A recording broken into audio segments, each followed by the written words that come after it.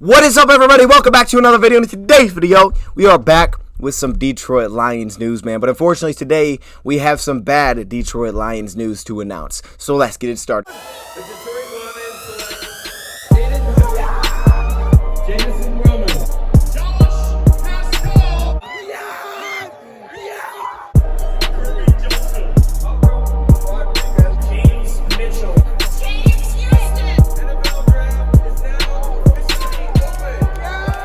And welcome everybody to another video. Glad you guys are here. And yes, we are back with some Lions news, but man, this is not the news that you're hoping for on a Friday morning. And shout out to Rab, because he's the one that informed me that this was taking place with some text messages that had him a little bit upset. And I'm like, man, what the heck is going on? And then all of a sudden I start getting the alerts of what's actually happening, and it's just not a great way to start this Friday. But we're going to discuss what took place. So let's start there. According to the information that we have so far, I'm sure more things will be leaked out and we'll get more confirmation on certain situations. Reportedly, a few players on the Detroit Lions are going to be suspended for breaking the NFL's gambling policy. On top of that, it's also reported that some staff members will be let go with this situation taking place. Now, I'm not going to assume I know what happened with the staff members, and I don't know who those staff members are. I haven't seen the details on that, and that may be something that they just keep private. Maybe it's something that you know after the fact, but regardless, that is the news that we have today, which is unfortunate for everybody involved. Of course, as fans, we're hoping for to see these guys play, and there's a really big name in here that I'm sure you've heard of, and we're going to touch on that in a second.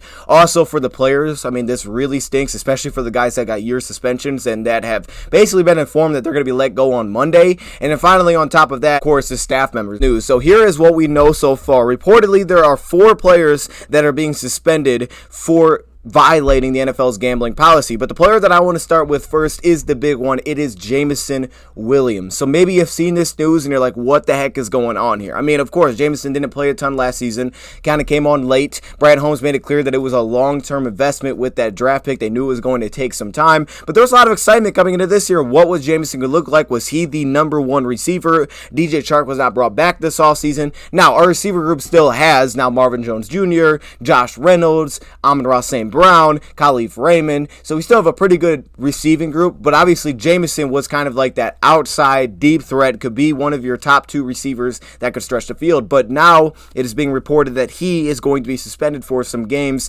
this upcoming season. Now the good thing is that it's not a full year suspension. And here's what his agent put out on the situation. He said this: Jameson Williams has been suspended by the NFL for 6 games for violating the NFL's gambling policy. So 6 games for Jameson Williams of course, the 17 games. Jameson takes full responsibility for his actions and is very apologetic to the NFL, his teammates, and the fans of the city of Detroit. However, it is important to note that Jameson's violation was not for betting on football, but rather due to a technical rule regarding the actual location in which the online bet was placed, and which would otherwise be allowed by the NFL outside of the club's facility. So you stop right there, and maybe you got it from that. Jameson Williams, I guess, was doing this betting inside the Detroit Lions facility, which I guess violates the rules, and that leads to the suspension. Now, continuing, Jameson would never intentionally jeopardize the integrity of the game that he loves so much and looks forward to getting back to his team as soon as possible. My understanding of the situation, it sounds like Jameson maybe wasn't betting on NFL things. It was more so maybe betting on college, which I don't really know how that happens at this point. Like, what are you betting on, man? What are you betting on in college? You bet on a spring game? Like, I really don't know what you're betting on at this point in time if it is college football, but reportedly that may have been what it was, so it may not have been NFL. And on top of that, because it was in the facility, it actually wasn't allowed. I guess if he was outside of the facility, it would have been allowed. I guess that's the understanding of it. So I guess it's kind of like a technical rule that got him suspended here that maybe he was unaware of. Maybe some of the staff members were unaware of it, and maybe they kind of let him do it, and it's like that's why those guys got to go too. I don't know. Again, I'm not assuming, I'm just putting it out there. I don't know what happened with the situation. It's also been reported that Stanley Berryhill falls into the same category as a guy that is going to be suspended for 6 games. I don't know, maybe that's the same exact situation with what Jameson did. Stanley Berryhill is, of course, the receiver. We saw him a little bit last season. He wore like the number 83. So he's also been suspended for 6 games. But on top of that, we have some really tough news here because there was also another player involved, which is Shaka Toney from the Washington Commanders. And I'm not sure if those are like correlated or what it is. But either way, Shaka Toney's also been thrown into this. But speaking on the Lions front, 2 more players, Quintez Cephus and CJ Moore, have been suspended indefinitely. And it's reported reported that they're going to be let go on Monday by the team. That's what I'm hearing. I think it's going to be true that they're going to be let go on Monday because they're at least going to be out for the season, it sounds like, with a suspension. So to that point, it's like, well, why would you keep them on the roster? They're not going to be able to play for the season, so you're going to let them go on Monday. That's Quintez Cephus and CJ Moore. Very unfortunate news there. First off, you start off with CJ Moore. CJ Moore just got extended this offseason. Looked like he had a really nice role within the safety department, and really the safety position didn't look like it had really any needs, if you want to be honest. Savion Smith coming back on and re-signing with the Detroit Lions, having Iffy, and then CJ Moore. It kind of felt like you had your 5 safeties that you really liked. You had different utilities for all of those safeties, so it's like, man, this is really good for the Lions. And CJ Moore was big time on special teams for us, which is going to be something the Lions are going to have to try to replace now.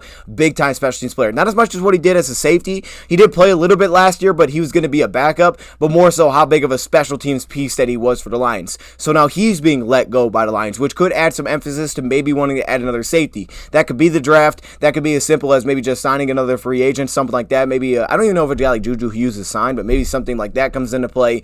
And then also Quintez Cephus, which is really unfortunate as well, as Quintez Cephus has been banged up with injuries. Really say that I thought Quintez Cephus, if you would have asked me to be like, man, do you think he's going to make the team at this point in time? I would have said no, just because of numbers. When you go through them, hey, you got Jameson Williams, you got Josh Reynolds, you got Marvin Jones Jr., you got St. Brown, you got Khalif Raymond. It's like, he probably isn't going to make the team, especially if we draft a receiver on the top of that. But now, unfortunately, in the final year of his contract, final year of his rookie deal, I guess he's going to be hitting free agency early, and that is because of the fact that he is also being suspended indefinitely. He's out for the season and will be let go by the team. Now, of course, this makes the receiver group much lighter very quickly, specifically with the Jameson Williams fact, where it's like, hey, what is this Preston needs in the draft? And it's kind of weird. It'll depend on how the Lions look at it. Of course, not having J-Mo does take away that over-the-top outside threat. We know Khalif can, but he doesn't have the same build to do so as an outside receiver, but he can stretch the field. It's just not the same type of impact. So will the Lions now push that need potentially up their board and say, hey, we got to go find this now in the draft? Or could they still feel like, now we can kind of stand with what our original plan was, and I don't know what that original plan was, and just say, look, we can get him back for game 7. Now, of course,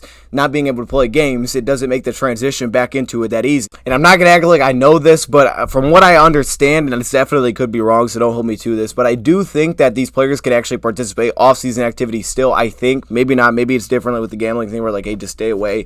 But I think they can participate in off-season activities really through the preseason, so you could actually potentially still play in the preseason, I believe, because it doesn't count as one of the 6 games. But in that situation, once that concludes and you're off to the regular season, then I think they have to stay away from team facilities. So I could be wrong on that, but I think previous suspensions, I think that's kind of how it usually works. Could be different with this situation because this usually doesn't happen a lot. They said this hasn't happened since like 1993 or something, so this isn't something that you see a ton of, having this happen on a team facility, but maybe it's something that's different because it happened there and that's the rule that they broke. I don't know, but I think that may be the case. So hopefully he's able to get some work maybe before the season, and then after that, be away from the team facilities, have to work on his own, and then have to hopefully get back and be ready as quick as possible. But if he's able to work through the offseason, it hopefully should help some of that development and growth and understanding. But it's not going to be the same, we know. He'll still have to have, at very least, probably like a ramp-up or 2 ramp-up games into really getting going. So you're thinking like midway through the season if everything worked out perfectly. Definitely push up potentially the receiver need for the Detroit Lions, at least early